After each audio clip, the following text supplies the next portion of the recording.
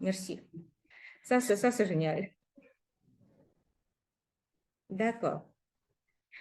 On a déjà commencé, je n'ai pas répété toutes les choses que je dis avant, ou je ne sais pas comment on fait mieux, on ne va pas faire.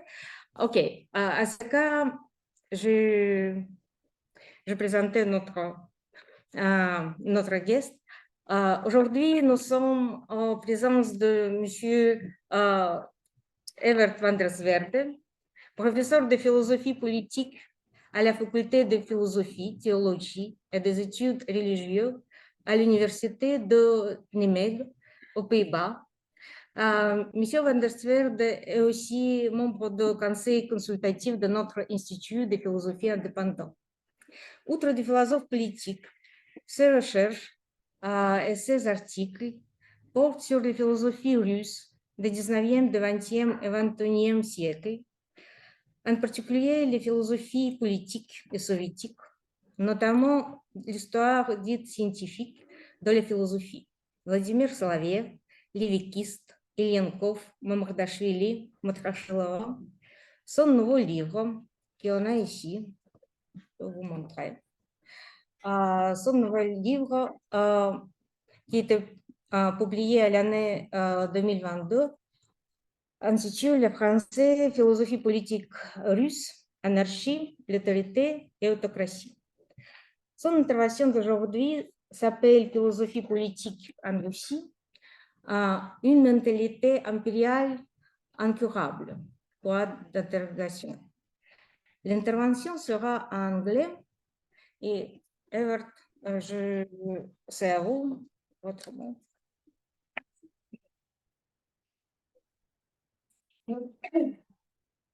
Thank you very much for your introduction. I hope that sound is okay for everybody.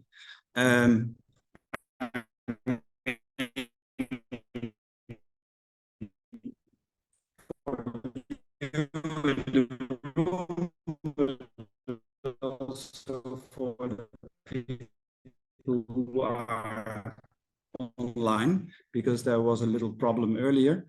And I will be speaking in English. Everybody can well understand what I'm trying to say. I will therefore be short, so that there will be time for questions, and discussion can also be in Russian or in French. For me, it will be a bit of a switch to Russian or French, but I'm speaking in English because the book is in English and most of my work is in English, so that's a lot easier. As Julia already mentioned, I recently published a book on Russian political philosophy. I'll say a bit more about that. And it is the thing that I want to introduce tonight, the book, but also the topic.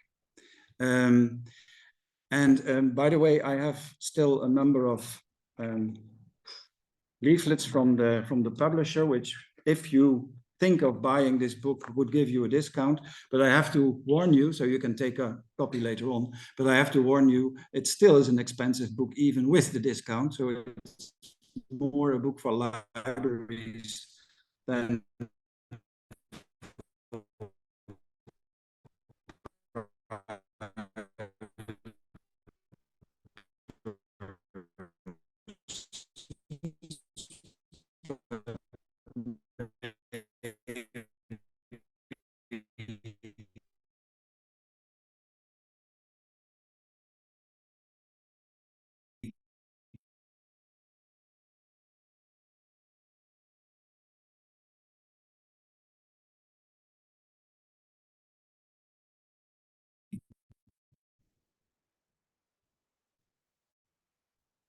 if some of you are connected to a library, it's perhaps called Comparative Philosophy, which is an established field. Indian philosophy, African philosophy, usually China philosophers study American or halfway. Because, as you know, of course, Russian philosophy has largely the same roots as so-called Western or European philosophy. It all goes back to ancient Greece.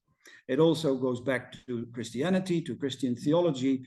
That is the common ground of both the, I would say, West European and East European tradition, with, of course, one important difference, which is that it's a simplification, of course, but I think it's fair to say that West European philosophy was largely dominated, especially since the Middle Ages, by Aristotle. Whereas Russian philosophy, or philosophy in the eastern part of Europe, was mostly defined by Platonism and Neoplatonism.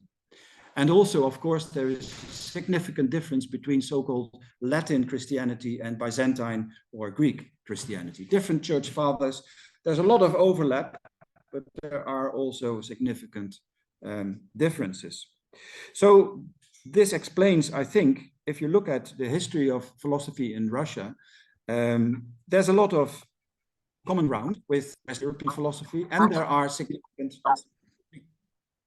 significant influences, such as German,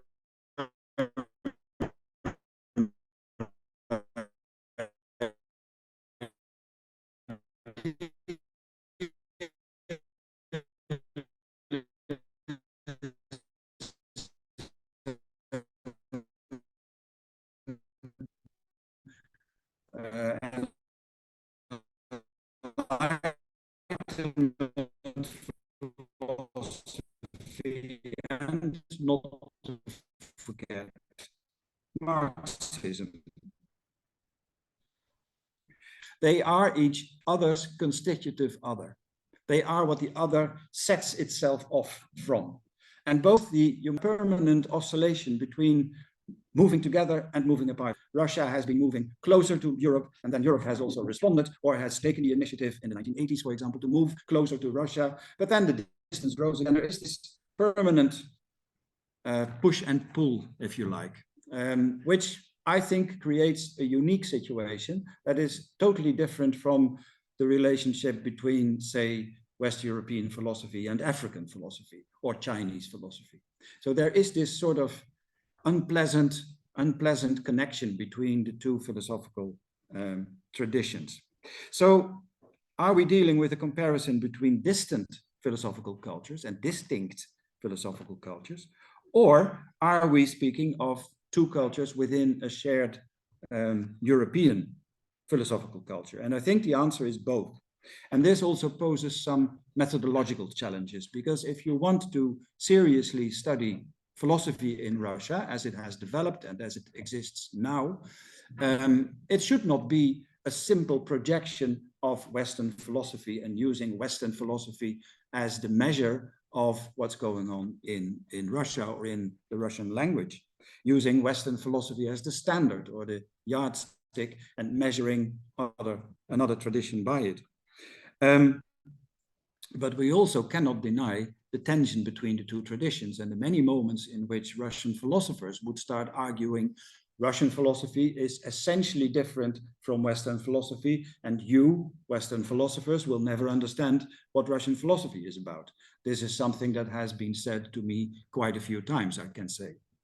And adding to that, I'm not unfamiliar with this philosophical tradition.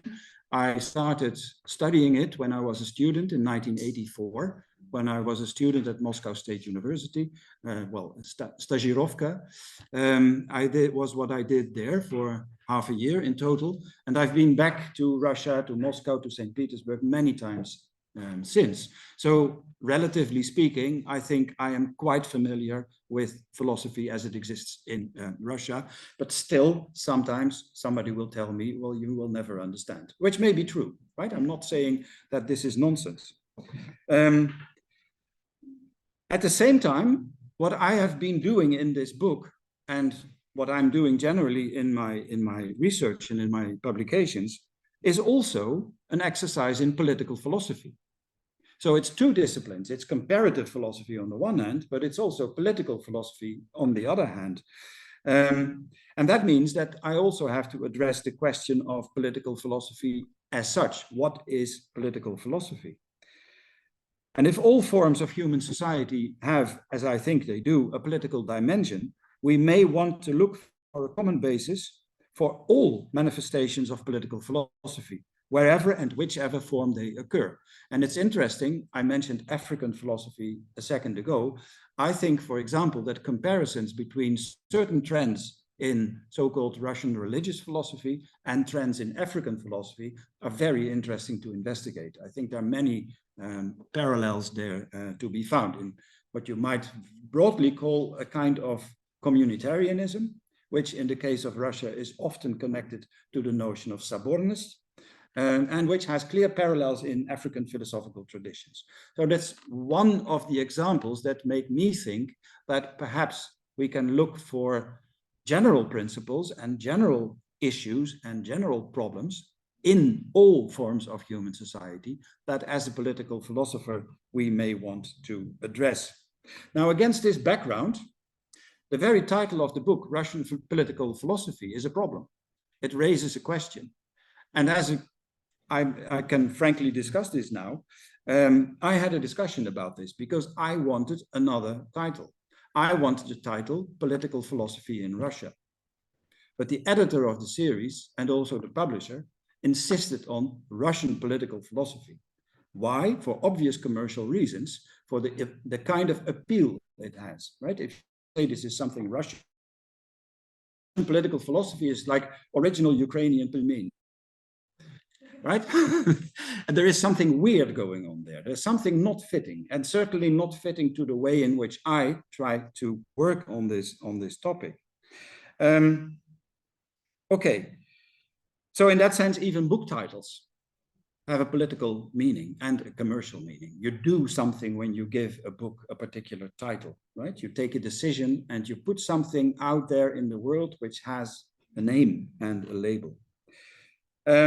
Three key questions, three key notions in the book are the notions of anarchy, autocracy, and authority, or anarchy, authority, autocracy. That's also the subtitle of the book.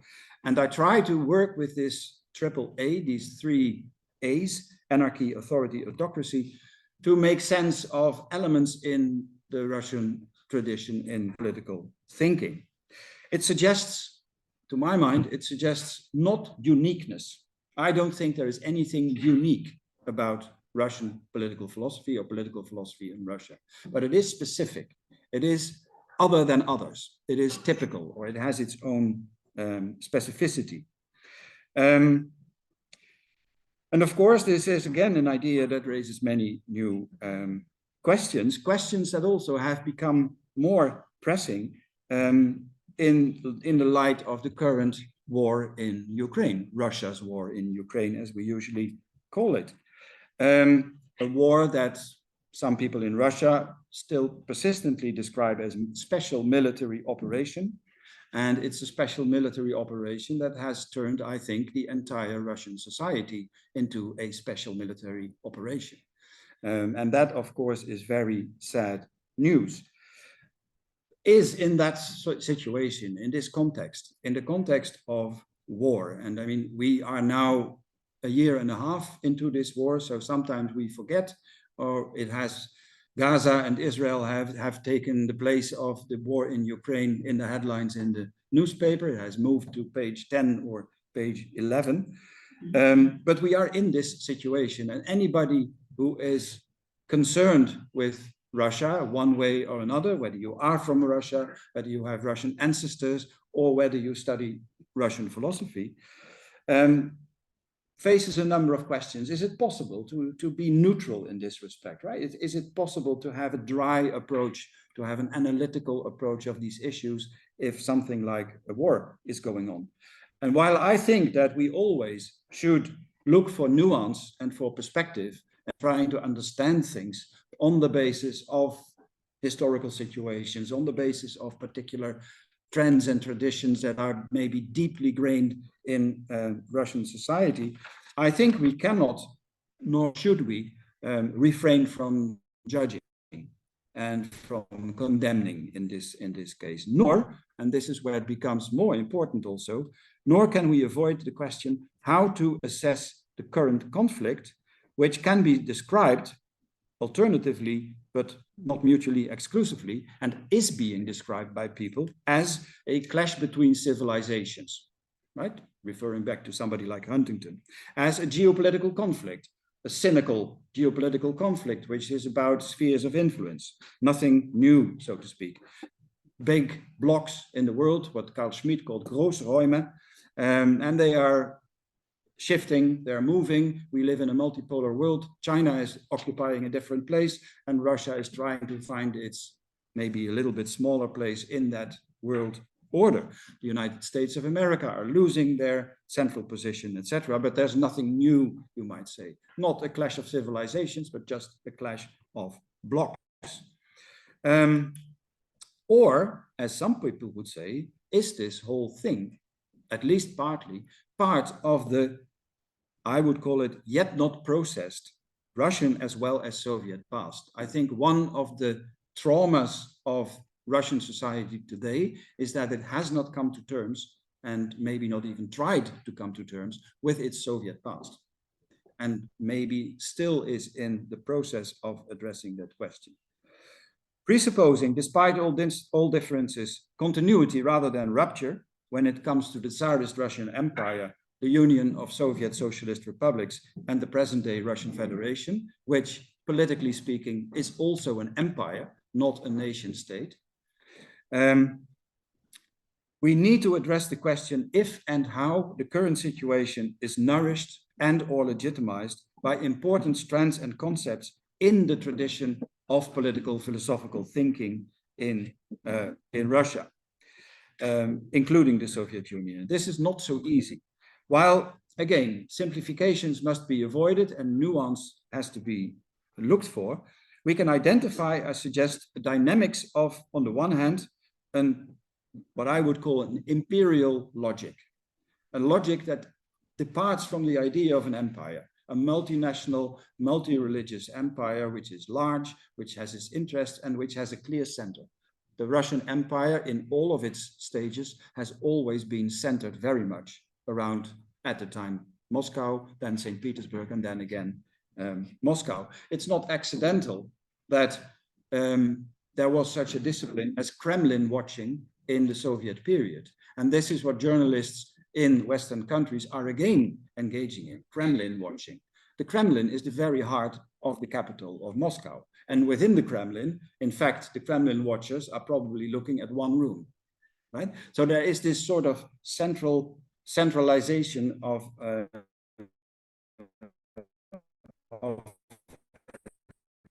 attention.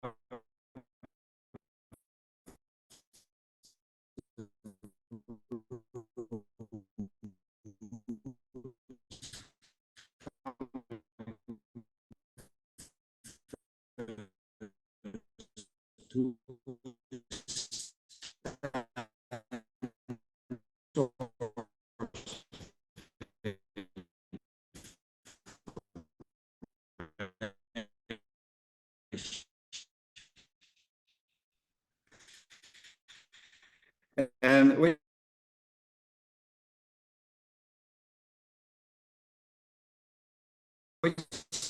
tells you something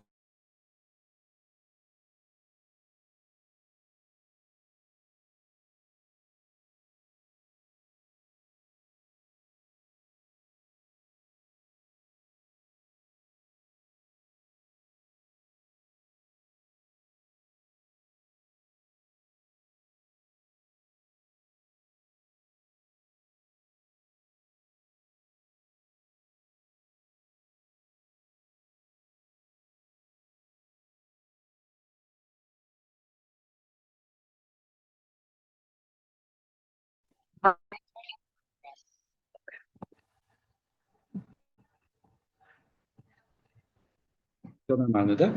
Спасибо. Yeah, so this imperial frame of imperial logic, I think, contrasts with the logic of the other main model of political modernity, which is the nation state, of which France, of course, is an example, but the Netherlands in their own right. And we can also connect this to two types of empire. I think that the Russian/Soviet empire, or Russian/Soviet/Russian empire, is of a different nature than the colonial empires of France or the Netherlands, where I come from, which had their colonies overseas, and which have a different structure and a different logic than an empire like the Russian one, which is expanding from a center and incorporating neighboring countries, peoples, tribes, and territories. So the specificity, though not uniqueness, of the Russian situation, the Russian case, would then be the historical fact of an expanding empire that incorporates, by whatever means, its, as it is usually called, ближнее зарубежье. And when this ближнее зарубежье is lost, then attempts are started to reconquer. And this is clearly the logic of the current regime in Russia. It's also, by the way, why I personally think that the fear in some countries in Europe, including the Netherlands, that Putin has a plan to conquer Europe is nonsense. First of all, he would not be able to afford such a conquest. It would be a lost case. But also, I think it's not the plan. It's not part of the idea of a Russian empire to conquer the world. It's the attempt to reconstitute the empire that was lost. And in a way, the empire that Mr. Putin grew up in. So I think that the military conflict in Ukraine, the war in Ukraine, forces us to reassess and reinvestigate the traditions of political thinking in Russia. And that, I think, I see that for years to come. This is what, and in that sense, I'm going to rewrite the book, if you like, because the book was published a year ago, a bit over a year ago, and I could take this topic a little bit into account, but not really much.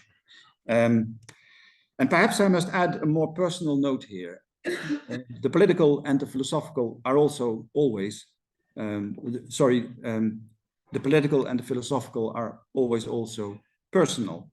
Like many, probably like all of us, Russia's war in Ukraine continues to upset me heavily.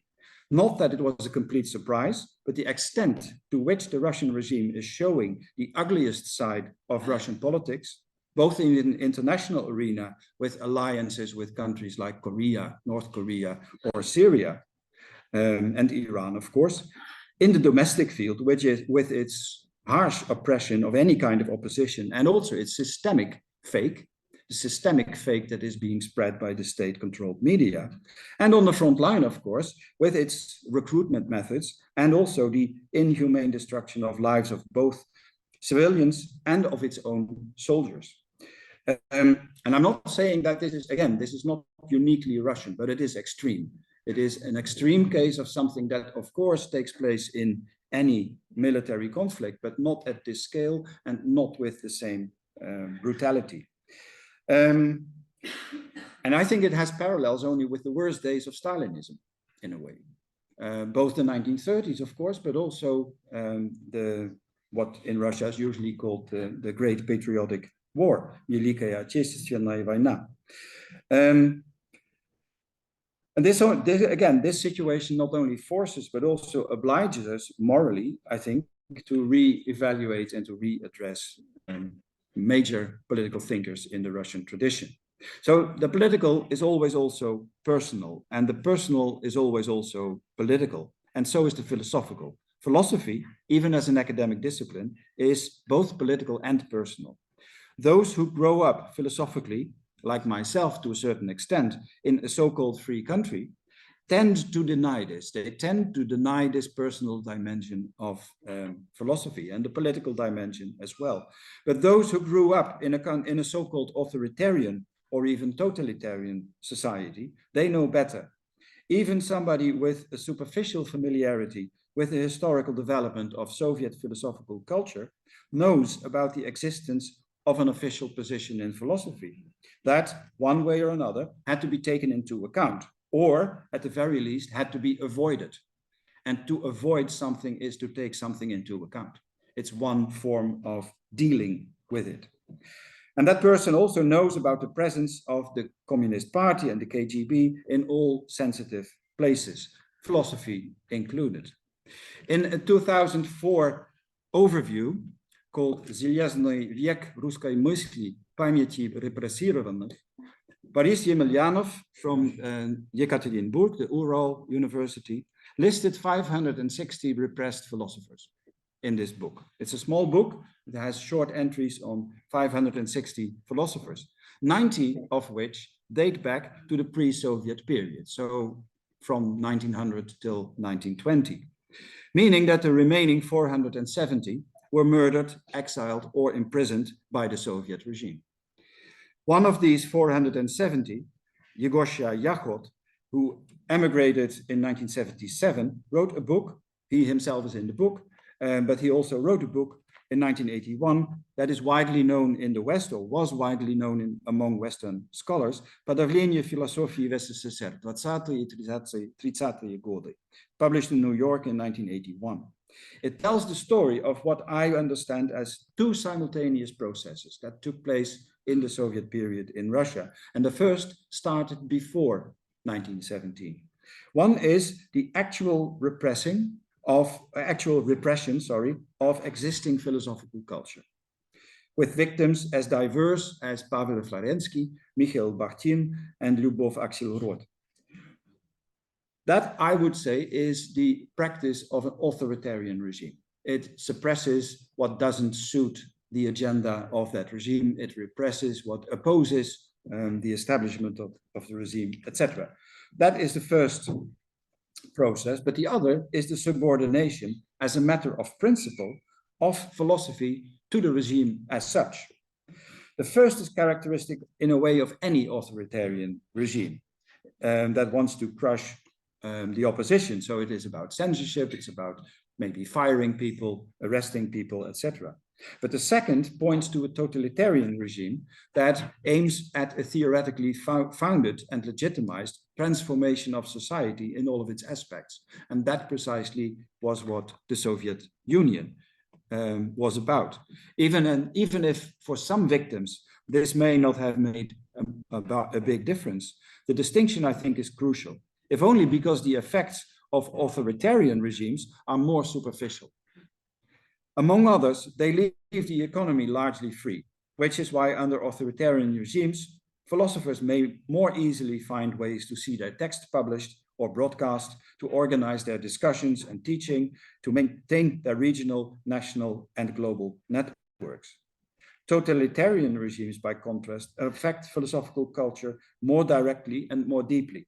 One reading of the present-day situation in Russia could be, and this would be in a way an optimistic view, that the regime is authoritarian and not only allows but presupposes a capitalist economic system, while large parts of society, including a significant part of the politically dominant elite, easily folds back into patterns and habits that belong to the former Soviet Union, which was a totalitarian project. And I think that there is some space for movement, perhaps, especially in the later period. And I may be biased there because it was the period when I witnessed personally the Soviet regime. I would describe it as a crumbling totalitarian system. It didn't work, it didn't function, but it was there and it was massive and it was all over the place.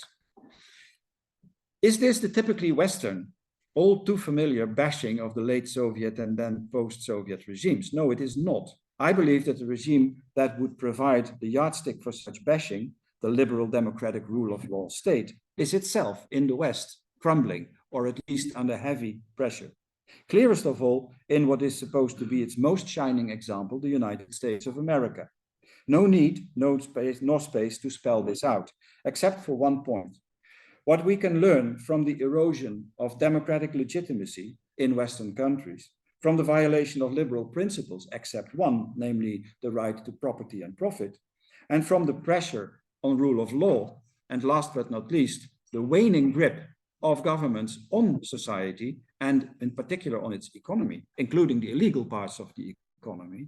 What we can learn from this, I think, is that democracy, liberty, rule of law, and state power, defined by those three, are never and nowhere safe or self-evident. And that therefore the West should not be too easy in priding itself with the free society that we have, or that we even are, and measuring others by that standard. I think we should, first of all, if we want such a society, measure ourselves with it. This insight, if it is an insight, should also make us suspicious when the war in Ukraine is framed as a conflict between autocracy and democracy. Not because that opposition is irrelevant, but because it does not coincide with the front lines in eastern Ukraine. The front lines between autocracy and democracy run otherwise, and they run across Western countries as well, and other European countries. We may therefore seek to combine two key factors that I have briefly indicated: the fact of a long-standing tradition of oppression and authoritarianism, and the fact of empire. And the second fact sets the terms of the discussion in political philosophy in Russia, not everywhere, not always, but in many cases. The fact of empire. While the fact of oppression explains why oppositional politics took on the forms that it mostly did take on historically. And this is part of what my book is about. Revolutionary movements, conspiratorial networks, riots and rebellions from the 17th peasant uprisings of Razin and Pugachev, via the plague riot Chernoi Bund of 1771 and the bread riots that ignited the February Revolution on International Women's Day, 8th of March, to the revolts in the Soviet period in Krasnodar, Murom, and most famously Novocherkassk in 1962. And of course, all the way down to Pussy Riot, Bund Kisak, around 2012. Another relevant form is the tradition of jurodztva, which, apart from its religious and canonical meaning, which of course it has in the Orthodox tradition, can also be understood politically.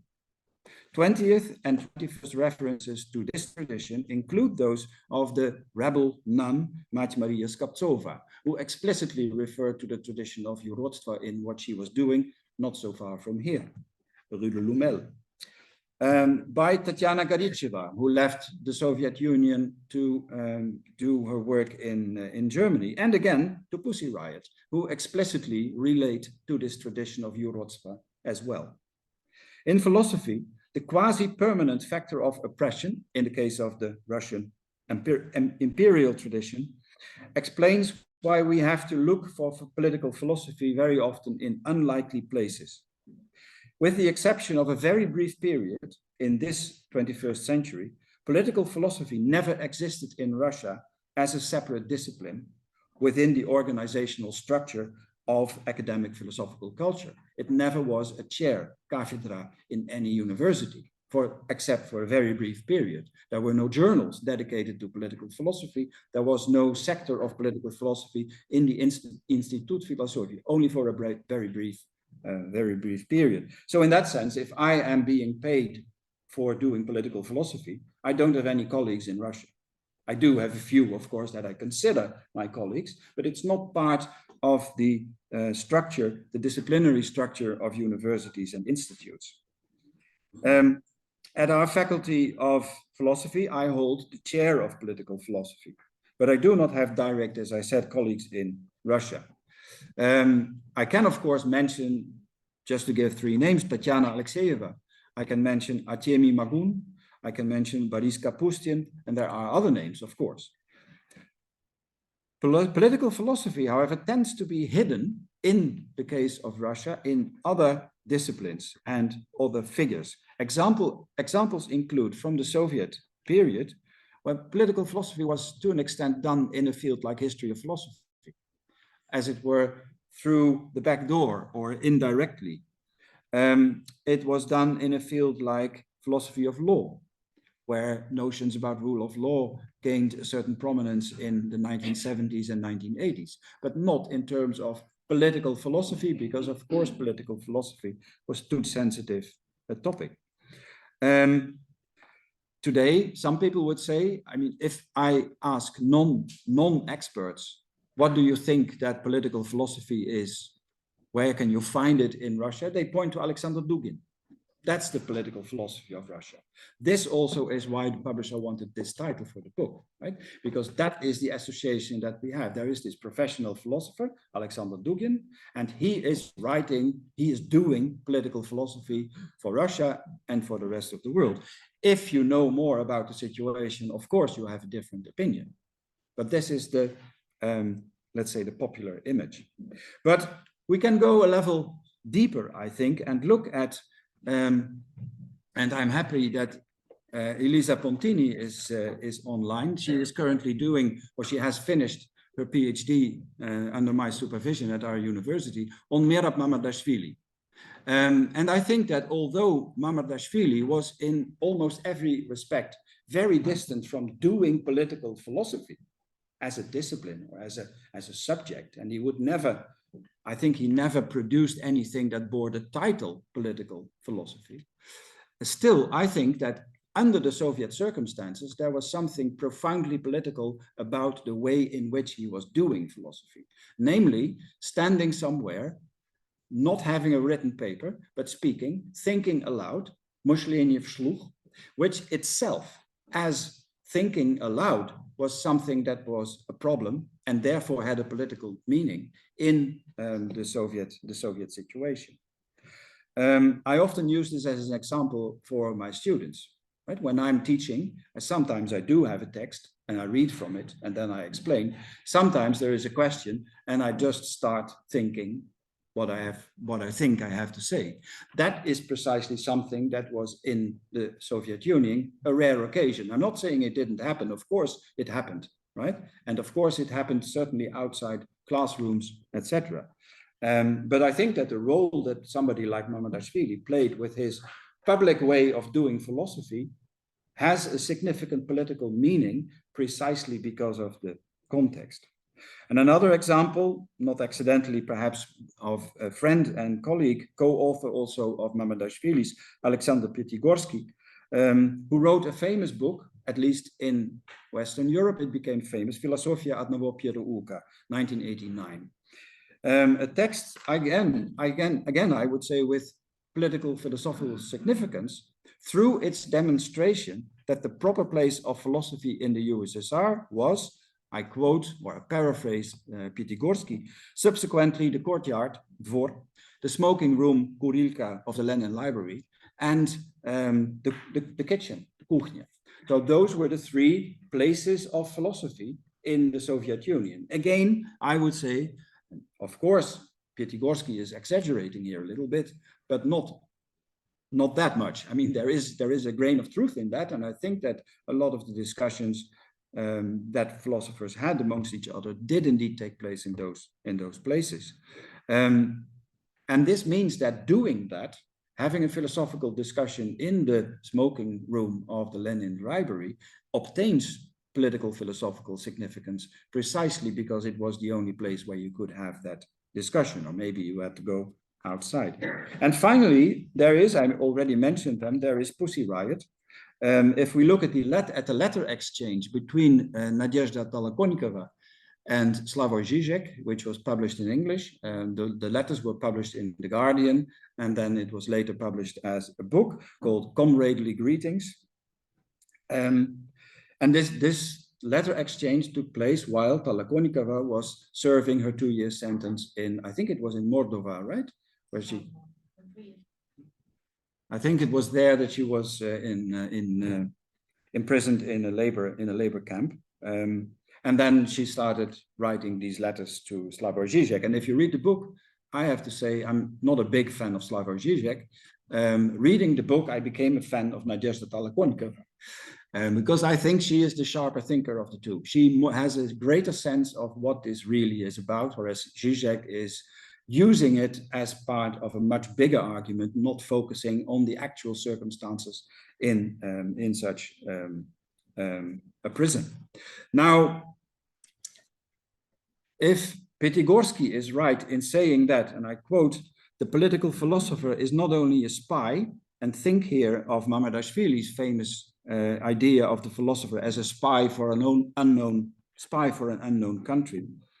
But I continue quoting Pitigorsky, like in general, any genuine philosopher is also a saboteur, diversant, insofar as he, the philosopher, the genuine philosopher, objectively gets to know his object, that is, their, your, and finally one's own political reflection. So the object of the political philosopher is that philosopher's own political reflection. Why am I thinking the way I'm doing? Why do I think I have to choose positions in a particular debate? Why do I not move outside of the discussion and judge from afar?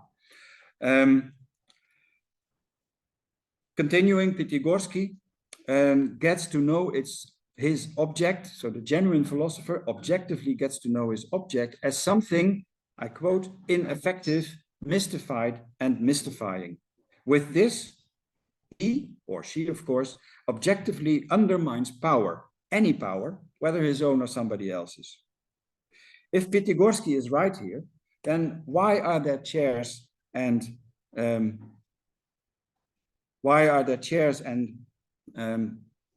journals in political philosophy? Why do they exist? Why, if a political philosopher is a saboteur who undermines power, why am I being paid for this? Why is the university paying me? For what? Or, to sound less pretentious here, why were Louis Althusser, Jacques Derrida, Claude Lefort, why were they teaching at French universities and institutes? Why would a state allow that, right?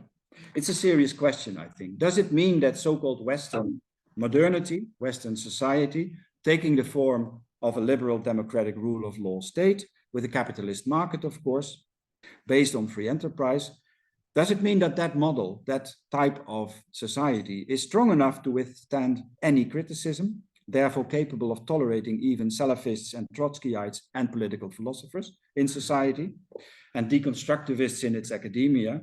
Or is it indeed, if not the perfect, then at least the least imperfect type of society, one that incorporates the means for its own permanent adaptation and reform, one that accommodates potentially subversive political philosophy as part of its academic sphere, allowing it to articulate and demonstrate the contingency indeed of any political order or any form of power. Combining Althusser's diagnosis of the ideological state apparatuses in his older work with Derrida's analysis of the role of language in upholding the sacred canopy of late modern society, and with Claude Lefort's demonstration of the dissolution of any repère de la certitude, markers of certainty, how can this shaky, contingent, and eventually hollow superstructure, to use a Marxist term, how can it stand totally naked when it comes to state power? How can this even exist? How can self-undermining be part of self-preservation? I think this is a very serious question that we are frequently posing ourselves. I think with an eye to the clock, I'll move to my final remarks. What does this mean for the future? The future in terms of what I think we should be doing, but also the future in world politics, or however you want to call it. It may seem to many as if Russia is currently caught up in an immense fallback, throwing the country and also its philosophical culture back several decades, which is why it has to be re-established here in France as an independent institute of philosophy. Throwing the country back several decades, if not almost a century, to the late 1920s, when in the Soviet Union, philosophy was really domesticated and made part of the regime. It's easy to end up in a sense of depression here, and it may even be hard sometimes to escape that feeling of depression or despair. However, I think it is too early to jump to conclusions, and this is what I want to end with a few thoughts that may give some ground for optimism. Only some. The current regime in the Russian Federation, I would argue, is oppressive, authoritarian, and brutal, tending towards autocracy. It is not, however, totalitarian. It does not embody a project or a plan for a new Russian society, let alone a new human being, a new Russian or a new citizen. Its aim is to crush any opposition, not the transformation of all human material that was part of the totalitarian projects, not only the Russian or Soviet one, of course. North Korea is another example of essentially the same transformational project. Second remark, this absence of a project is reflected, I think, in the apathetic stance of most Russians. While a courageous minority continues to protest and to resist, and another minority engages in excessive nationalism and aggression, especially online, the vast majority seems to take the current situation as very bad weather that they can do nothing about and that they just have to let pass. But they also seem difficult to mobilize in any direction except the private sphere. It seems, at least of course, it's a year ago that I was in Russia for the last time, but the sense that I have from what I see on television, the interviews that courageous Dutch journalists are sometimes taking there, and some of this is only not available on mainstream television, but only online. You get the sense that most Russians are retreating into the private sphere, seeking refuge in their homes, in their kitchen, where they discuss freely what they think about what's going on. Third remark, if anything, I think we witness the effect of the absence of any kind of dealing with the Soviet past, what Germans would call Vergangenheitsbewältigung, right? Coming to terms with your own past, including what went wrong, including what maybe you yourself did wrong. The few organizations that try to engage in this kind of dealing with the Soviet past, such as Memorial or the Sakharov Center, have been silenced. One may, however, expect this issue to return with full force at some point. Countries that fail to deal with their past are bound to repeat its horror, at least symbolically, but also, as we see happening now, physically and violently. Fourth remark, the vast majority of Russians, and I mean here Rossiyskiy and not Ruskiy, today is post-Soviet, has known freedom of information, consumption, and travel for close to 35 years, and may develop a new political awareness in time. And last, the past 30 years of post-Soviet Russian history, in fact, the past 30 years everywhere in the world, have been so difficult to predict that I frankly see it as a convincing argument against any kind of historical determinism or fatalism. Historical determinism theoretically, but political fatalism politically. Contrary to the situation in Soviet Russia, when, as the joke went, nothing was more difficult to predict than the past, we have a situation now in which, again, the future is impossible to predict, including the Russian future. And this concerns many issues, not only Russia, it concerns climate change, it concerns China's much feared rise as a superpower, which is also unpredictable, and it also indeed concerns Russia in that sense.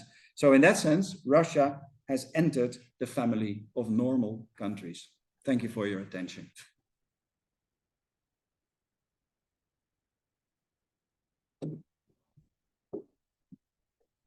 Is there a glass of water? Additional.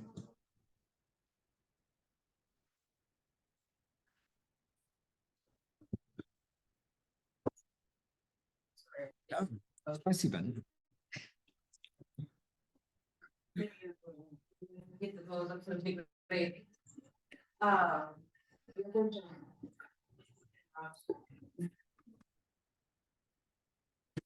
For interesting analysis of the place of the political philosophy, so the situation. And I basically have two questions about that. I remember when I was a schoolboy and I started to reflect what my further profession or further education should be, I bought this справочник для поступающих в вузы from Moscow University, and I visited school trying to choose what my future occupation should be. And I remember very clearly that I was actually I was fond of philosophy, and I started to read the page about the philosophical faculty at Moscow University, and it was said about future professions of the graduated from this program. And on the first place were the responsibles of Italia in computer science. So for me, it was like a symbol of the place of philosophy in the Soviet mental world.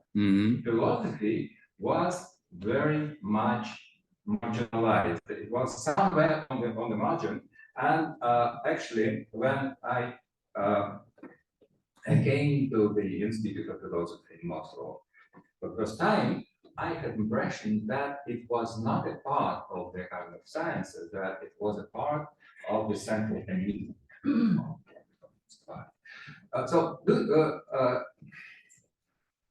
In this perspective, I would say that I cannot extrapolate it for Russian situation, but I think that in Soviet situation, the political philosophy was not demanded. It was something superficial, and it could exist as in kitchens.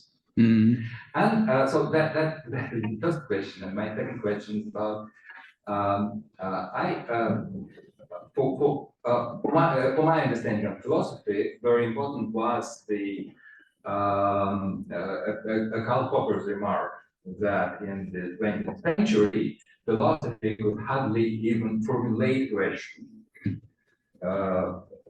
without talking about the answering. And what, in your opinion, for you, the political philosophy is an object, but trying to analyze the essence of political philosophy in Russia rather than its place, what the most important question of the political philosophy in Russia should be, in your opinion?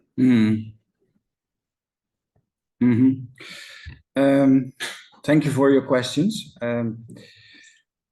The first question, and what you tell about your own experience leafing through the study guide of Moscow State University and finding out that, as you put it, philosophy was marginalized in the Soviet Union. This is something that has been stated by many scholars, that philosophy, depending on your definition, of course, because on the one hand, philosophy in the Soviet Union was all over the place. Everybody had to do the courses in philosophy and had to pass exams in philosophical disciplines, or so-called philosophical disciplines. At the same time, of course, many people were aware of the fact that this was not about philosophy, if you understand philosophy as free thinking, or as the exploration by the individual. I always like this quote by this qualification by Leo Strauss, the unassisted human mind. The unassisted human mind, of which Karl Popper was an example, I think, by the way, and Leo Strauss himself, of course, also, who touches upon a problem, tries to think it through with the only means that you as a human being have, which is your mind. Not relying on statistics, not relying on empirical facts, not relying on history or whatever, but trying to think something through. I would say that if you understand philosophy in that way, as free thinking, it is perhaps marginal in any society, not only in Soviet society, but it could be marginal in any society. I think that contemporary Western societies, where of course there is a market for philosophy, the market is very small. The number of people who seriously engage in philosophy is not very big. Even in universities, it is usually not a very large discipline. And many of the people who study philosophy then continue to do something completely different in IT, for example, because they have trained their brain cells, or they become prolific writers of official reports, or whatever their analytical skills come into place. So I think we shouldn't, I'm always a bit reluctant to suggest, or let alone claim, that contrary to this fantastic situation in the West, in the Soviet Union, philosophy was totally repressed. I think that we should, this is one place where I think you should look for nuance, and state that even in the Soviet period, there were, and scholars have demonstrated this, there were people who were doing philosophy seriously. Although indeed this was in the margins of society. But there were groups around somebody like Alexei Losiev, for example. There was the Moscow Methodological Center. There was somebody like Ewald Ilyankov. There was Mamardashvili. There were many people who were doing philosophy in a way that comes close to what most people would consider philosophy. And of course, this was overshadowed, and that is part of my narrative. This was overshadowed by this official philosophy.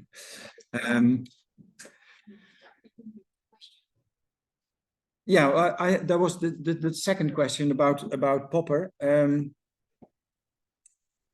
you posed a specific question there. I think that when it comes to Russia, the key philosophical question, political philosophical question that is lacking, to my mind, from most of the philosophers, at least the ones that I've been studying, is the question of power.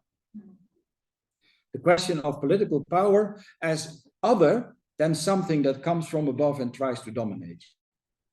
The question of political power as in terms of empowerment, in terms of entitlement also, in terms of legitimacy of power. Power, I think, in the Russian tradition has always primarily been seen as, well, as I put it in my presentation, as bad weather.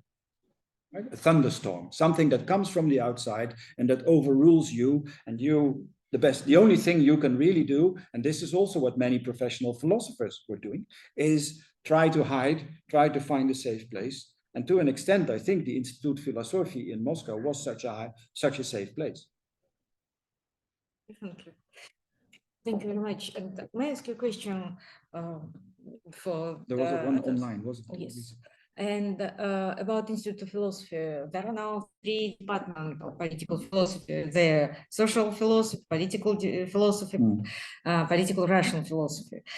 What is the difference between ideology and the political philosophy, and how we can judge now the variety of political philosophy in Russia and Institute of Philosophy, for example? Well, 2 things. I think,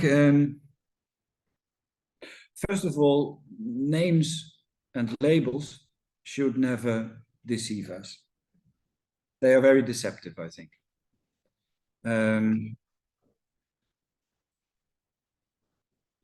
You know, if I remember correctly, the Cátedra Исторического материализма at Moscow State University was overnight changed into Cátedra Общественной Philosophy.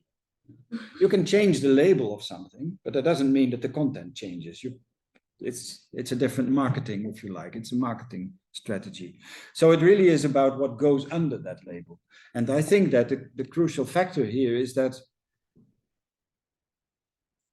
well, I can only repeat part of what I said during my presentation. I think that from what I know, because it is today, it's not so easy to get reliable information, of course. But from what I know, I think that the strategy of the current regime in Russia includes management of something like the Philosophical Institute, is in an authoritarian mode. It is looking for where might there be pockets of opposition, where might people engage in criticism or critical thinking, or start to set up something like a magazine with a larger audience than just this 10 people in an institute, which is, of course, to an extent acceptable or tolerable. It's an authoritarian approach. It's not a totalitarian approach as it was in the past, when there was an attempt to really to change the minds of people. The main change, I think, that has been taking place in Russia over the last 10 years, and I'm basing myself here on talks with many Russian colleagues, including Julia, is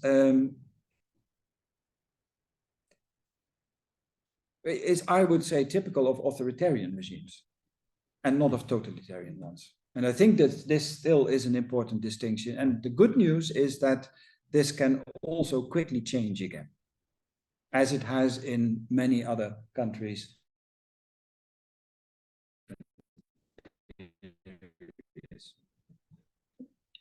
Thank you very much. And we have a question. Previn, c'est votre mot now. Yeah, hi Julia. It's Previn Karyan. Yes, from the UK. I'm not sure if you can hear me, but yeah, Evert, thank you. Yes, we can. Excellent. Okay. Thank you very much for your talk. Just to say, I have ordered your book in paperback form just now. It's available for half the price of the hardback. So that's due to come out in February, according to the details in Amazon. So I'm really looking forward to that. Evert, 3 questions. Maybe you just want to answer one, but I have 3 questions. First of all, you said that Russia does not want to take over Europe. So my question here is, what are the limits of the expansion then? Where does it stop? Is it Poland, Czechoslovakia, Romania, Berlin? And that's really, isn't it? That's the concern about Europe, is that how are you defining that limit? What are the limits of the expansion from the Kremlin, from that colonial center? The second question, you said that Russia has to come to terms with the past and what went wrong. So you are focusing on the loss of the Soviet bloc. Sorry, can you still hear me? Yes. Can you hear me? Yes, we can. Okay. Okay, I'll keep talking because you've frozen at the moment. Yes. Great, you're back. So you said that Russia has to come to terms with the past. So the past you're focusing on is the loss of the Soviet bloc. My question is, there's another past which I find more interesting, which is, why did the Gorbachev era happen and why did it fail? Why did perestroika and glasnost happen and why did they not succeed? Because that is also part of Russia's past. And that is also part of something that Russia has not processed. And if we just talk about, you know, the authoritarian state and blah, blah, blah, blah, blah, we're never looking at that crucial moment when the Russian people and the forces in the Kremlin and the parliament actually said no. So what happened there? So, and the last question is, does philosophy have the capacity to release the hand of the tyrant and make them give up their power? Is philosophy just a blunt instrument in the face of power? Is it the right instrument? Or is it something like, I don't know, biochemistry or physics? You don't think biochemistry should be politically changing the political system. You don't think physics as a study changes a political system. So is philosophy, has it got the tools to change and give up the hand of the tyrant from their power? Wow. These are some questions. Yeah, for sure. I'm not sure if I can answer all 3 of them in a satisfactory manner. First of all, thank you very much for the free advertisement for the paperback version of the book. I didn't know that the paperback version was coming, so this is really good news. If it's half the price, then it will be affordable for many people. Yeah. So thank you. So thank you for that. The plan, Putin's plan to take over Europe, well, as I said, I think that the priority of the current regime is to reconquer the Soviet sphere of influence. And where that stops, or where that, not a matter of principle, but I would, in the current situation, I think that the how shall I put this without being too blunt? The dream of somebody like Vladimir Putin is to restore the Soviet space, including the imported buffer zones around that space. So I think that from the Soviet perspective, Eastern Europe was not part of the Soviet Union, or not even a future part of the Soviet Union, but was a buffer zone. And the same sort of buffer zone was also Mongolia, for example, or part of the same buffer zone. It's questionable whether that is a realistic perspective now to restore that sort of situation. And it's more likely that one way or another, if the war in Ukraine comes to an end, it will lead to a situation in which the border between longer than it used to be, with the admission of Finland, with the presence of the Baltic republics, and if, we don't know what scenario will play out, but I'm still fearful that one way or another we will see some sort of division of Ukraine, some kind of carving up. It also depends on many unpredictable factors, including the next presidential elections in the United States of America, because I think that Donald Trump will be the first one to strike a deal with Vladimir Putin if he gets a chance.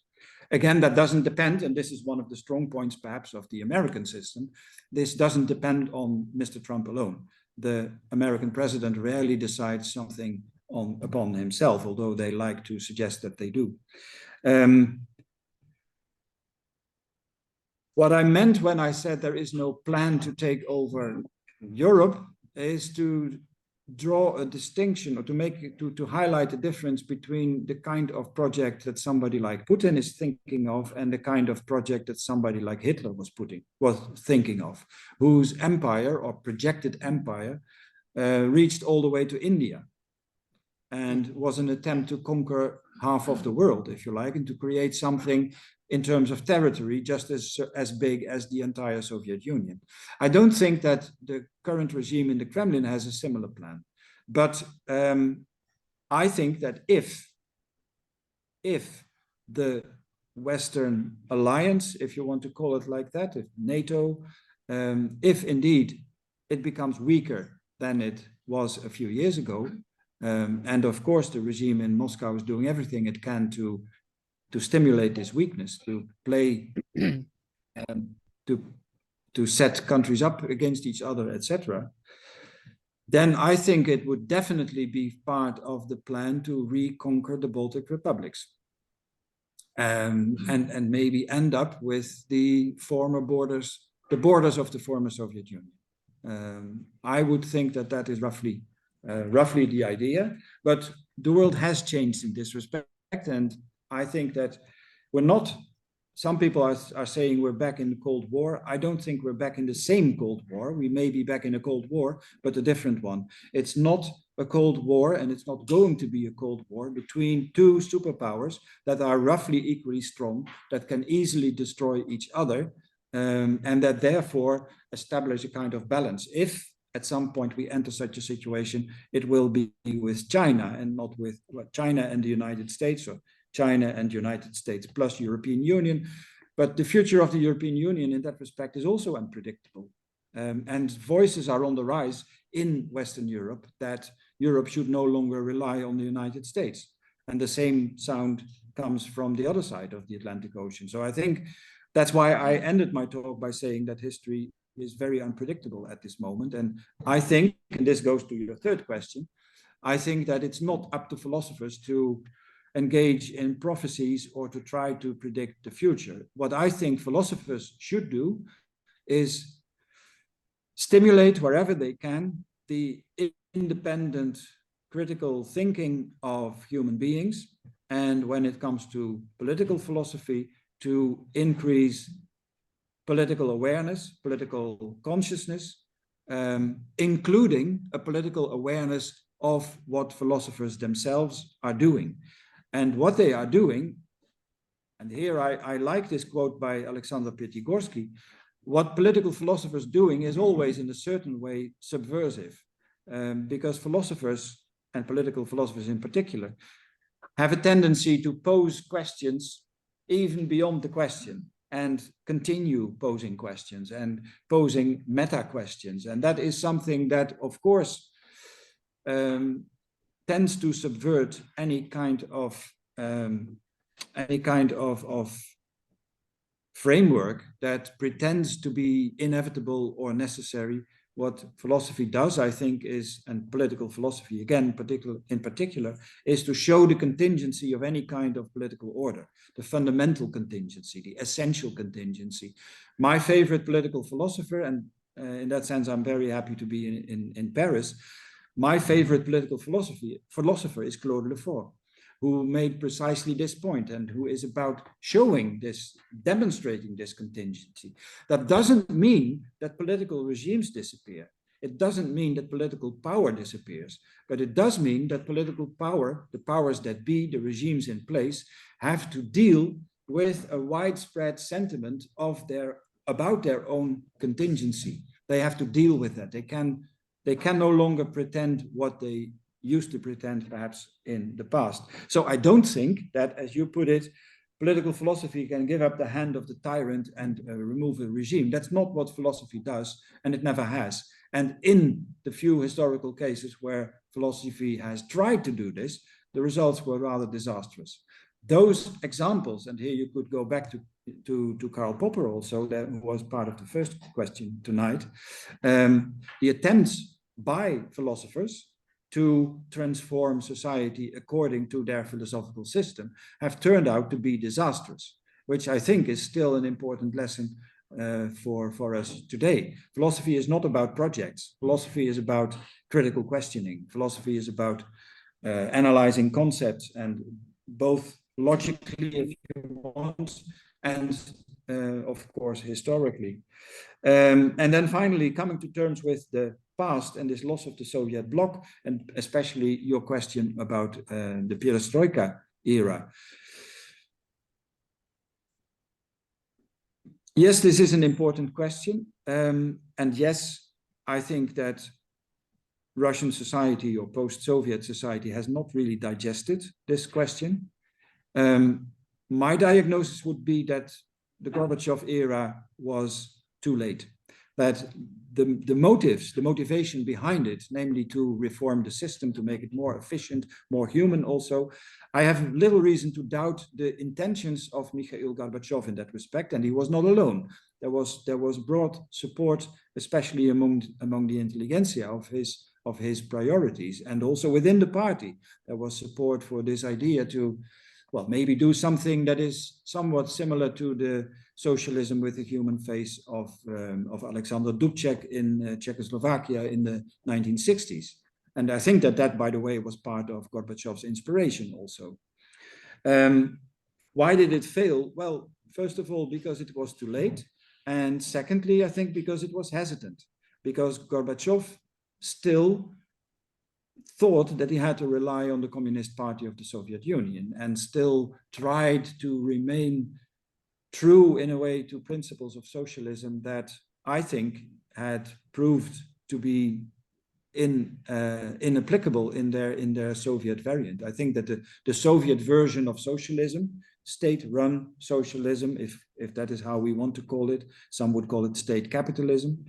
In my opinion, it had very little to do with any acceptable definition of either socialism or communism, except, of course, the name. I think that this was, in the 1980s, was a system that was beyond repair and that was impossible to reform in a kind of stable direction. So it collapsed, and I think that perhaps unfortunately Gorbachev himself politically collapsed with it. And what we had seen by the end of the day was a kind of division of the wealth of this Soviet Union along lines that had very little to do with political considerations. And the situation in Ukraine is one of the effects of that.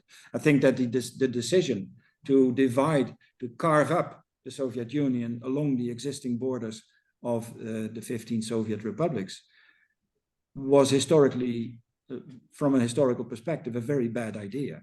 And I think we are now facing the consequences of this decision, which I think was kind of, I mean, I mentioned Donald Trump and his capacity to strike deals. I think this was a very simple deal by Yeltsin, Kravchuk, and I always forget the name of the Belarusian president. Ruskevich. Thank you very much. Thank And we you. have 2 more questions.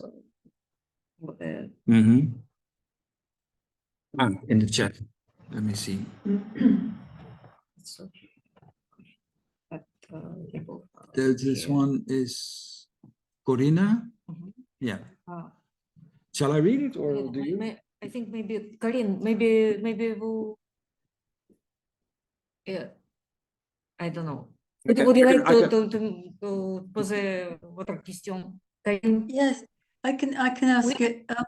The question was that I think the survey by Bukova and Lektorsky, which I've reviewed a while ago, actually showed the existence of all, as you rightly said, these different kinds of philosophy that were unofficial or semi-official, that they did continue, and they were not in the foreground, of course, but I think it's important to recognize that, and also that the efforts made during the Perestroika Glasnost period did also encompass aspects of political philosophy, maybe not under that word, with a whole number. No, absolutely. I've quoted. Absolutely, I totally agree. I think the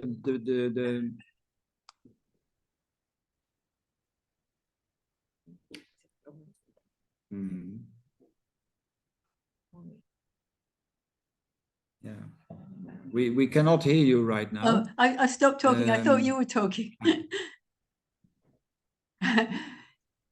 No, go ahead. It's just to say that the period of Glasnost and Perestroika did continue after after Gorbachev was toppled, and I don't think he collapsed. I think he was destroyed, and having been in that, having been a prisoner with his wife in a terrible situation, was a terrible blow to him, and I don't think he ever recovered from that physically and emotionally, which is not surprising. But anyway, the point is that these efforts that were made on a massive scale for a few years did not stop in 91. They continued, and they are still continuing. And I'm personally, no, absolutely. I've been personally involved with people, so I know. I mean, I'm sure people know even better than I do that we shouldn't underestimate that. That's all I'm saying. And the other point I made was in relation to the beginning of your contribution, that I think it's important to emphasize that we cannot see it as one big imperial project, the Soviet Union. It was not an imperial project to start with by the people who founded it, such as Lenin, because their last struggle was to exactly prevent that happening. They didn't succeed, but that they did that. And I think it's important to recognize this early Soviet Union was not an imperialist concept or entity, even though there were people making it that, like Stalin and others, obviously. That's all. Yes. Yeah, thank you for your questions. On the first one, no, you are absolutely right that when it comes to philosophy, of course, things did not end after 1991, absolutely not. And this is an important part of my book also. So in the last 2 chapters, I discussed the 1990s and the 21st century, pointing to a number of interesting authors and developments and theoretical activities, and also publishing activities. It's also remarkable that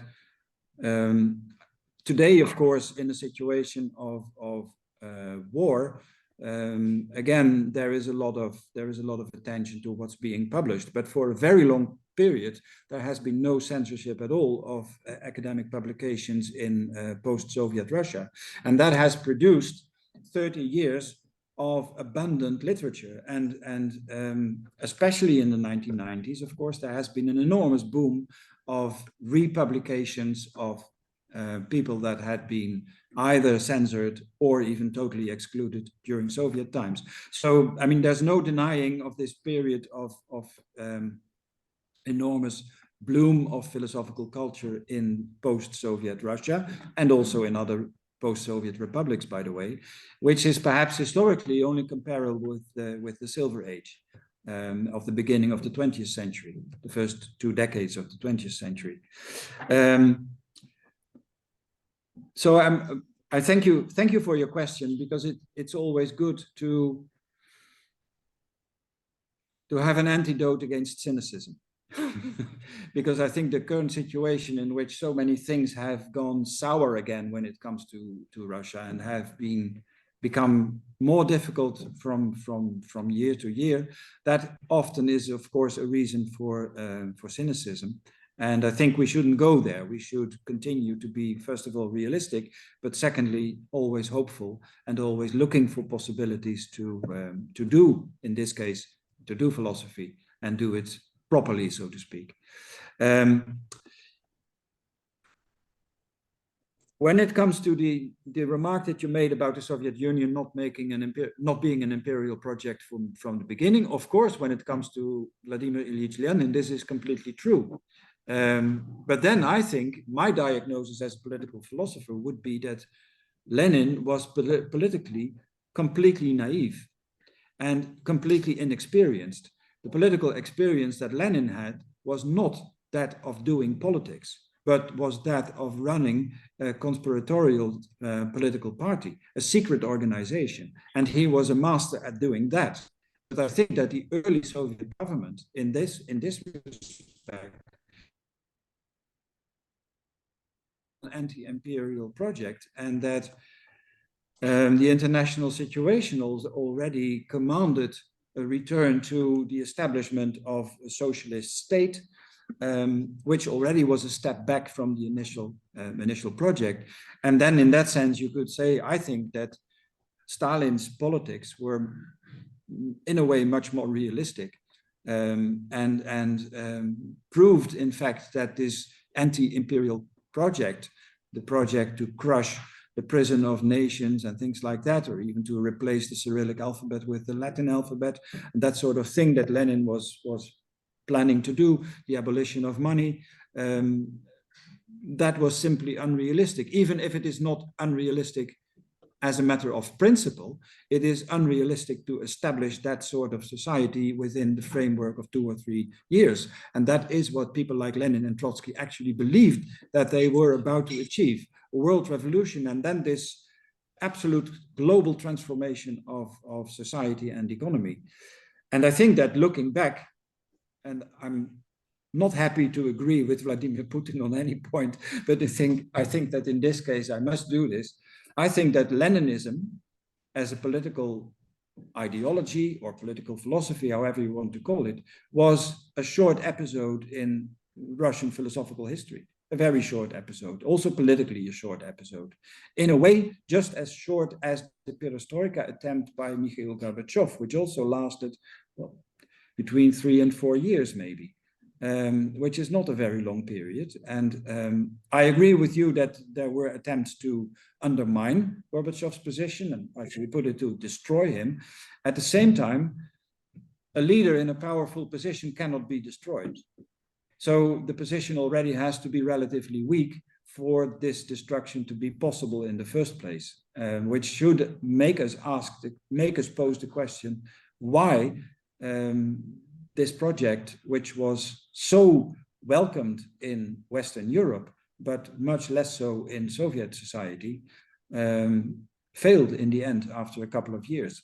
I think the optimism in countries like France, United Kingdom, or my own country, the Netherlands, looking back was totally unjustified. This idea that, you know, there is this fresh person, Mikhail Gorbachev, who of course was fresh in comparison to the people that he succeeded to, people like Andropov or Chernenko. That was a fresh wind. It was a different kind of speech. It was a different kind of politics also, much closer to what people actually were worried about. But I think that the optimism that was widespread in Western countries was totally unjustified and naive in its own right when looking back. Thank you very much. We have one more question. And there was another question online as well. Yes, maybe later. Yeah. Okay. But yes, now you.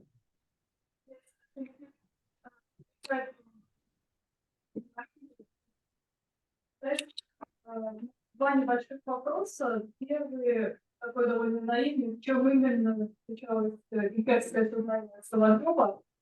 Я понимаю, это представительный управления. А второй вопрос, вы мне просто потому, что исследования не получились, потому что Геройдовых церковь, она их принимает. The church accepts Geroidim like something normal, the things.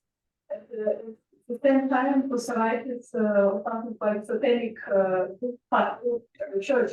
And I think that it's quite different between it because the Geroidim is like the political watchers they don't believe, and Socialist, other one groups are like something which is not accepted by the church. I think it's quite different.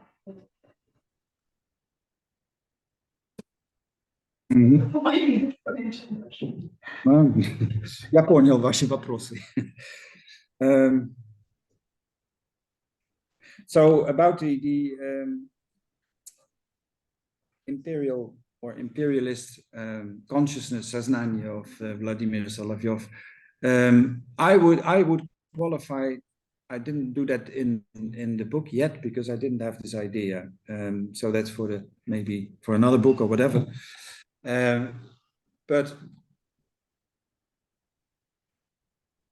I've come to the conclusion that the benevolent paternalism of Vladimir Solovyov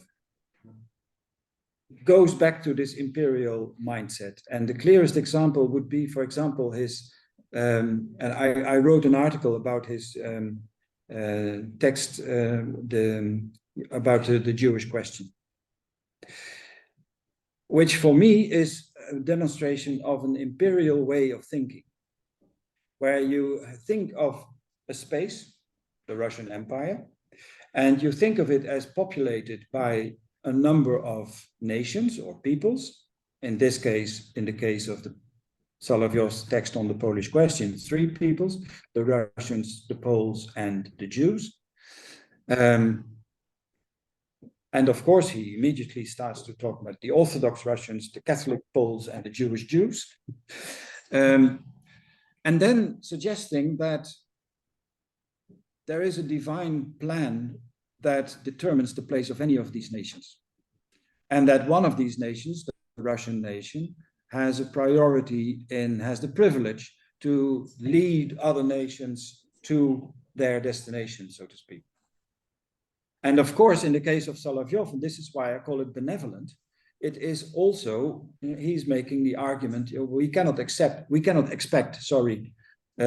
Jews to convert to Christianity as long as we Christians are not proper Christians. Right? He's literally making this argument. The Jews are living according to their own law. We Christians, we should be living according to our law. And earlier on, he had made this claim even in a letter, or in the famous lecture about after the assassination of Alexander II, that the Russian Tsar should be a properly Christian monarch, should forgive his enemies, etc. And only then would Russia or the Russian people be able to convince other nations that their proper place would be in this larger family of nations. Now, again, this is in a way benevolent, and it is also to a certain extent sympathetic. And Solovyov was known to be a friend with many Jewish people. He learned Hebrew in order to read the Bible in the original. There's a strong positive connection, if you like, between Solovyov and the Jewish population in Russia. But the logic is imperial. The logic is there is a plan with these nations, and I, Vladimir Solovyov, I happen to know what is God's plan with these nations. They don't know it themselves. I do. That's why I put this on paper and why I have this scheme. And guess what? I belong to the nation that has a major role in this scheme. And I would say that, however benevolent and nice and friendly and sympathetic it may be, it is a demonstration of an imperial way of looking at multinational situations, different from Lenin, indeed. That goes back to Corina's earlier question. The second one about the Yurodivye, in my presentation, I said, apart from the canonical and theological meaning of Yurodivye, it can also be read politically.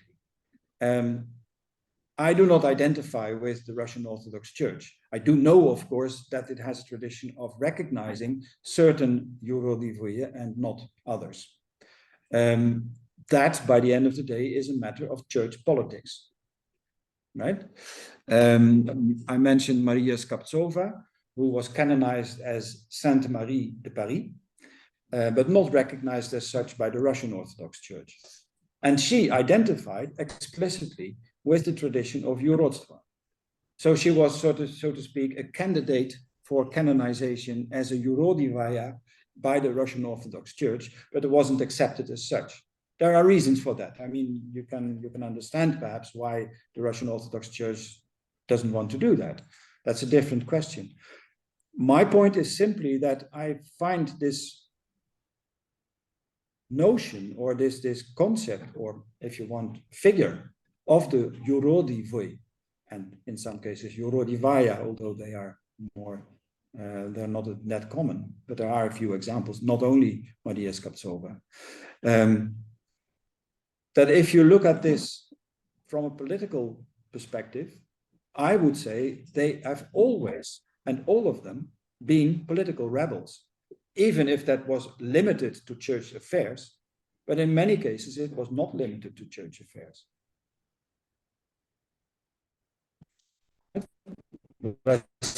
Blageni, whose church is on power, not just to church power.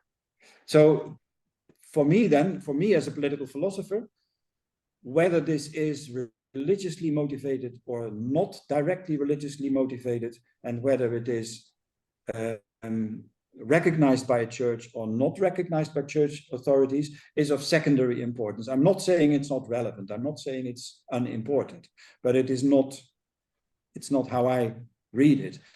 And the members of Pussy Riot have explicitly referred to this tradition and have argued, of course, it's difficult to say whether that is genuine or sincere or whatever, but I have little reason to doubt that. And by the way, Maria Aljochina gave a talk a few years ago in our city, in our local theater, and she made this point again, and she said, one of the things that people in the West never understand is that there is a religious motivation in what Pussy Riot is doing. Which I found a very interesting remark, and it's also in some of the publications. Of course, you can start a very long debate about what exactly is a religious motivation. That, of course, is obvious. But that is always a long discussion. And it has always, in all religious traditions, been a long discussion. What exactly is a genuine religious motivation? Who is going to decide about that? Is that the person who says, I have this motivation? Or is it the church that decides, yes, you have this motivation, but you don't? Thank you very much. We have 2 more questions here, and we have not done, but I think that Sofia Sarotina. Sofia, est-ce que vous... Yes, yes, thank you. Thank you. I already had an honor to speak to you, Professor van der Zweerde, and Elise Pontini about these issues, but I think these questions can bring something to the general discussion. So I would like to to repeat them if you allow. So you mentioned that Mamardashvili's philosophy and his position in academics is something that can be an example of a political act, as far as I understood. And so my question is, how exactly would you define politics in this case, the political aspect of his philosophical position?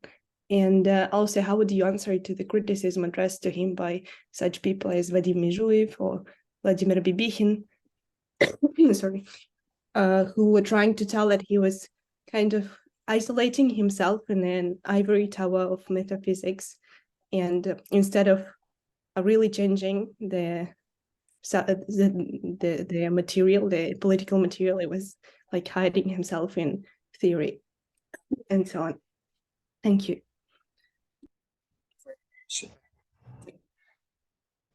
This is of course, and I see Elisa online now as well, who knows this material much better, in fact, than I do. I know this criticism by people like Mezhuev and Bibikhin, and I do understand this criticism. What I take seriously about it is that indeed Mamardashvili might have been more explicitly political, I think, on many occasions. He did speak up about a number of issues. He did speak about the rise of nationalism in post-Soviet Georgia as well as Russia. So he did make political statements there directly, but for me, the political significance of somebody like Mamardashvili is not in what he says about political philosophy or in the political statements, the explicitly political statements that he would make. What I mean when I say that there is something like a political act in what Mamardashvili was doing is precisely the breakthrough with respect to the ways in which philosophy was done in Soviet philosophical culture, the forms of philosophizing that were acceptable there. And I think that, yes, he became, in a way, an exotic cult figure, perhaps, at the same time. And I think that you can see this now that his texts are being published. When you read his texts, you do see how philosophy revolutionizes. It doesn't revolutionize society, but it does revolutionize thinking. And I think it does even more so in this, or did so in this Soviet context that it would do under other circumstances. But I think that it would do that under any circumstances. In that sense, I think that Mamardashvili also deserves to be discovered by audiences in countries like France or Italy or the Netherlands more than he has so until now. Then he has been recognized and read and translated also. So for me, to your implicit question about what then is political about it, I use a very broad definition of politics. So for me, politics is about any form of dealing with what I call the political, meaning the possibility of conflict in everything in society. And I would then say that a particular philosophical culture in which some forms of doing philosophy are totally unacceptable and are suppressed, then breaking through that mode of doing philosophy is something political. And the reason for that is that the imposition of that particular philosophical culture is political. So it is in a way, in that sense, what Mamardashvili was doing was counter-politics. And I think that Piatigorsky, whom I cited, is precisely very right in saying that there is something subversive in that way of doing philosophy. Apart from the fact that there's also other things that you can say about it, like this, what you mentioned, this hiding in metaphysics or isolating himself by using a very complex language, etc. Also maybe creating a certain kind of mysterious sphere, and you know, he has been described as a hippie cult figure by some people. I do see the similarities, but for me, this is not the relevance of what he is doing in philosophy. I take it much more seriously. Thank you. Thank you very much. Now your question. I'd like to ask you make a question about the actual situation in Russian ideology. Don't you think that there is an intent to establish a sort of as a new ideology of Russian new state? There is some debate about this here. Yeah. Well, in my book, I refer to this famous moment where I think it was in January 2014, when Vladimir Putin handed out copies of books by Ilyin, Nashi Zadachi, which is one of his more ideological works, in fact. I mean, I think Ilyin has written fantastic books, but it's not Nashi Zadachi. It's very ideological. And also Bedyaev, of course, Philosophy Neravенstva, and Solovyov, Opravdanie Dobra. Of the three, Solovyov, Bedyaev, Ilyin, clearly Ilyin is closest to the mindset of Putin. Ilyin is also widely published in right-wing circles in Europe. There are some German translations which appear in really right-wing publishing houses. I think that Ilyin, as a political philosopher, fits into a tradition that would call itself political realism. It's a political philosophy that focuses on strong power, strong statehood, things like that. It's authoritarian, it is conservative, it is right-wing, but it's not a nationalist ideology in itself. It's an ideology of authoritarian regimes. And I think that, I mean, Ilyin comes in many respects very close to somebody like Carl Schmitt, who was also immensely popular in Russia in recent decades, not only in Russia. So I see that as part of, you call it an ideology, I would agree with that, kind of an ideology that is used by many authoritarian regimes. And not a Russian ideology in that respect. Speaking about Ilyin, do you think that there is an intent to use his model of justification of political trade? For example, Ilyin refers to a metaphor of the body. He considers the state as something like that. Yeah. Something like the body, and where all of the body can't live without art. It's something that also refers to the nature of here. Yes. That modern government tries to extend. Yeah. No, I mean, I do see your point, and I think, by the way, I mentioned Claude Lefort. I think he would be the first to engage with the criticism of this idea of the body politic, right? The idea of society as somehow one body. But this idea of the body politic is something that is not specific for somebody like Ivan Ilyin. It's a long-standing tradition that is connected in most cases with the nation state. You find it in Thomas Hobbes, for example. It plays a very central role in the political philosophy of Thomas Hobbes. And it's the idea, indeed, of society being a kind of single entity.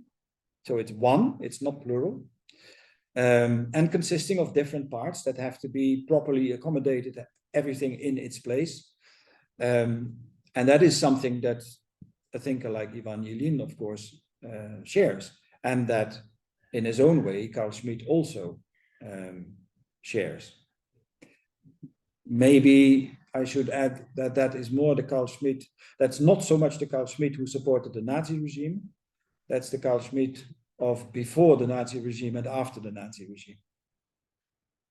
But that's a very complex issue, of course, and I'm not here to defend Carl Schmitt in any way, but I do think he's putting forward a very important political philosophy, in the sense that it does indeed very directly legitimize the position of very powerful states and oppressive states. And that's also, I think, very much part of what Ilyin is doing.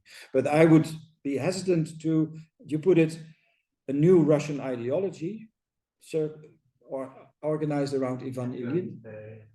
An idea of the Russian nation organized around the church, around the figure of the leader, Yeah, around what it's called now traditional values. yeah. So it's something like a system of Yeah. French battle. No, I representation of. Yeah. I may be wrong here. I'm not certain. My sense is that this is rather superficial, and in a way window dressing, if you want to use a contemporary marketing term, is window dressing. And in that sense, it makes me always think of you know, the famous metaphor of Karl Marx, that something first happens as tragedy and then as a farce. For me, the framework that is being created by the Kremlin right now is farcical. It's fake, it's hollow, and therefore, on an optimistic note, it may not.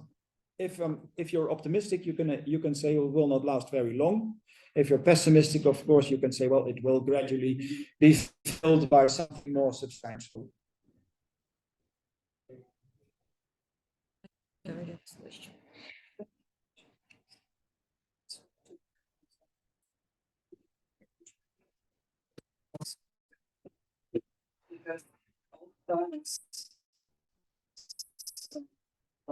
Or faculties that were philosophy, politics, we have political science, we have some political studies and some other kind of departments. And all the time I was trying to understand what the difference. Do they have some seriously distinct difference? I can't understand. Like for me, it looks like they, you know, just thinking like, okay, we have something about politics, so now we will see how we can manage it in terms of administration of the university and open the as a program or faculty or department or something like this. For example, at the political science faculty, they have department of history of political thought. But when I'm trying to touch to see the curriculum, it's just some strange copy of history of Western philosophy. So like.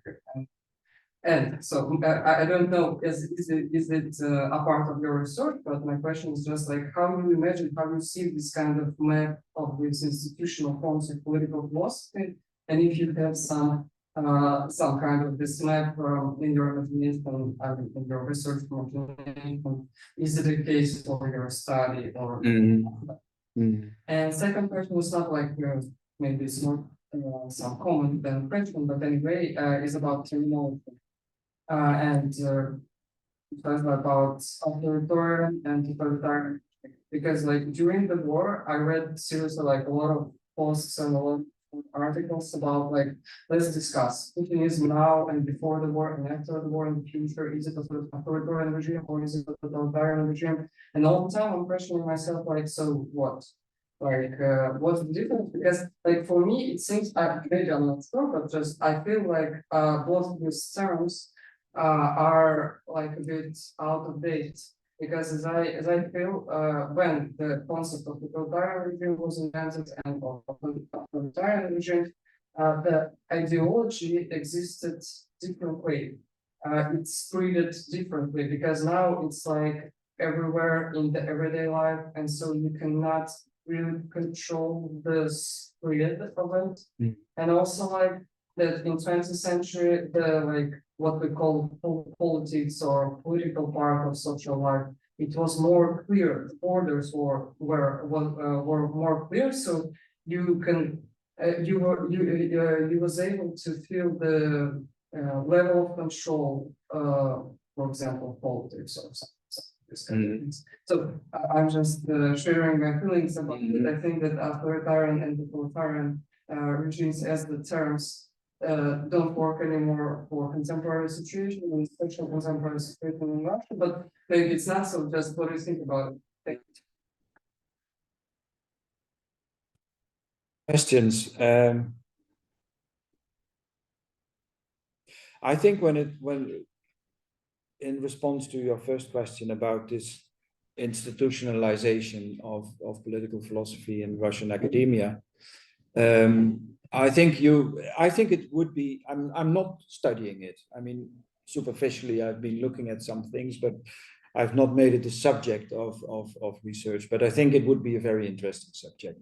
And I think it is not only in the case of Russia, it's generally, it's a very good way of doing philosophy, to look at how it is organized and what exactly is being done in those courses. The example that you mentioned, where you say, well, that history of political philosophy is actually a kind of retelling of the main positions in West European. So I can imagine there Hobbes, Rousseau, thought. Yeah. I can tell you that in the Department of Political Science in our university, which is part of the Faculty of Management Sciences, that is where political science is being done. And their course in the history of political thought is exactly the same thing. So, yeah, yes.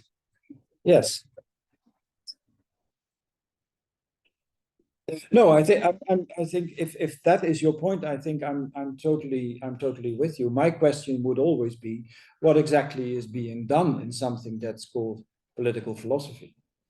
And when I've just finished a first-year course in political philosophy in our faculty. So those are students who come freshly from high school. And one of the questions there, well, we want to learn about Thomas Hobbes because we have somehow heard about him. And we also want to hear about Hannah Arendt. Those two names pop up most frequently. And then I will tell them, if you want to have a course in which we discuss both Thomas Hobbes and Hannah Arendt, you will have a course in which we are actually going to do political philosophy on the spot, because Hannah Arendt and Thomas Hobbes cannot be part of the same universe. And that's only two examples. Carl Schmitt and Luce Irigaray cannot be part of the same universe. So when you want to put that together in something like an overview of political philosophy, the only thing to do that is to start the discussion again. And I think that is what also is the difference between teaching political philosophy, including history of political philosophy, and teaching political science, because there you have to tell students what are the main theories that they can use in their empirical research or in their theoretical research. You're not telling them to start rethink about what exactly is political about society and where is the political to be found. Whereas if you start with a lecture or a course on the concept of the political, you already go into many directions, because the political in Schmitt means something different from what it means in Jacques Rancière, for example. And immediately you get a discussion, and the only way to deal with these theories is to engage in the discussion. That is to say, to actually do political philosophy, which then, as a practice, I think, takes you to somebody like Hannah Arendt. Who would, I have a quote here, Hannah Arendt rightly suggested that there is a kind of enmity against all politics in most philosophers. And she even refused to be called a political philosopher herself. She said, I'm a political theorist. I think that my personal opinion is that political philosophers should be doing the kind of thing Hannah Arendt was doing, whether it is traditionally called political philosophy or not. Because what is called political philosophy is itself, of course, also political, and has been from the very beginning. We have a tradition in which political philosophy starts from the definitions of politics by Plato and Aristotle. But that's not the only option. It's not the only possibility. It wasn't even the only possibility in Greece at the time. So philosophy in general, but political philosophy in particular, is about discussion and controversy, and is about oppositions. It lives, I would say, of these oppositions. So thank you for that question. Maybe that's also part of the answer to your second question about terminology and the notions of authoritarian and totalitarian. You may be right that those are things that are no longer applicable in the present day world. What I find important to highlight is that contrary to the Soviet system, which was totalitarian in the sense that it had an idea of a transformation of society, that it also legitimized any means necessary to reach that goal. That sort of totalitarian project maybe exists in North Korea, but that's, I think, the only place. Some people will argue, well, it has been replaced by a different kind of totalitarianism, the totalitarianism of the free market, for example. That's a possibility. Then you go in the direction of Slavoj Žižek. I'm not, maybe this is where a discussion could start. I would not even begin to try to use essentialist definitions of authoritarianism and totalitarianism. My reason to use those terms is to point out what I think is a significant difference between the Soviet regime and the current regime in post-Soviet Russia. That's the only reason, but that doesn't exclude the possibility, and this goes to your question, that it may transform into something. But I personally think that we no longer live in a world in which totalitarian projects are possible. But we'll see. Yeah.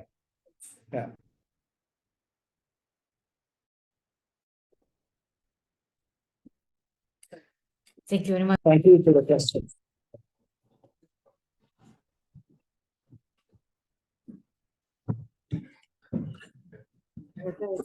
Yes. Exhausted. It reason. But thank you. It was Thank you for having me.